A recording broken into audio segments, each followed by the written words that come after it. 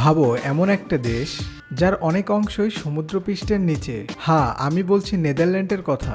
আজকের এই ভিডিওতে আমরা জানব নেদারল্যান্ডের অতীত, বর্তমান এবং ভবিষ্যৎ। একটা ছোট দেশ, কিন্তু উন্নয়ন, প্রযুক্তি এবং জীবনমান সবকিছুতেই অনেক বড়। চলুন শুরু করি এই অসাধারণ দেশের গল্প। নেদারল্যান্ডের ইতিহাস শুরু হয় ছোট ছোট উপজাতি দিয়ে। পরে রোমান সাম্রাজ্য এই অঞ্চলে আসে। মধ্যযুগে এটি বিভিন্ন রাজ্যের অধীনে ছিল, কিন্তু আসল পরিবর্তন শুরু হয় যখন এই দেশ স্বাধীনতা অর্জন করে। স্বাধীনতা ও গোল্ডেন এজ। 16শো শতাব্দীতে নেদারল্যান্ড স্পেনের বিরুদ্ধে বিদ্রোহ করে। দীর্ঘ যুদ্ধের পর তারা স্বাধীনতা পায়। এরপর শুরু হয় তাদের গোল্ডেন এজ।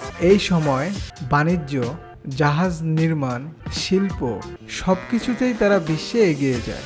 এক সময় নেদারল্যান্ড ছিল বিশ্বের অন্যতম শক্তিশালী বাণিজ্যিক দেশ। ডাচ ইস্ট ইন্ডিয়া কোম্পানি ছিল বিশ্বের প্রথম মাল্টিন্যাশনাল কোম্পানিগুলোর একটি। তারা এশিয়া, আফ্রিকা এবং ইউরোপে ব্যবসা করত। রাজধানী আমস্টারডাম। আমস্টারডাম একটি সুন্দর শহর, খাল এবং সাইকেলের জন্য বিখ্যাত।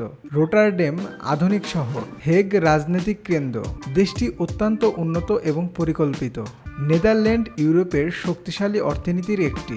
Agriculture, technology, trade. ছোট দেশ হলেও অর্থনীতি খুব শক্তিশালী। নেদারল্যান্ডস মানে টুলিপ ফুল, উইন্ডমিল, বাইসাইকেল কালচার। এখানে মানুষ খুব অর্গানাইজড জীবনযাপন করে। এই দেশের কিছু দারুণ দিক: উন্নত জীবনমান, পরিবেশ বান্ধব দেশ, শিক্ষা ও স্বাস্থ্য ভালো, নিরাপদ সমাজ। তবে কিছু সমস্যা রয়েছে: সমুদ্রপৃষ্ঠের নিচে অবস্থান, উচ্চ জীবনযাত্রার খরচ, জায়গার অভাব।